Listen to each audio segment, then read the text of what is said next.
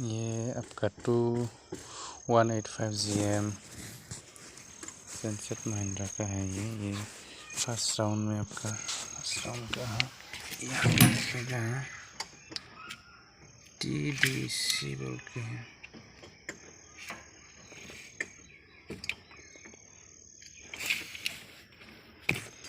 यहाँ पे माल रहता है, यहाँ पे जैसे माल रहता है।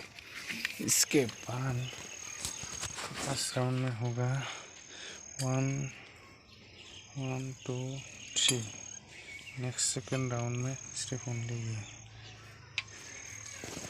ये सेकंड राउंड हो रहा है। फर्स्ट राउंड में ही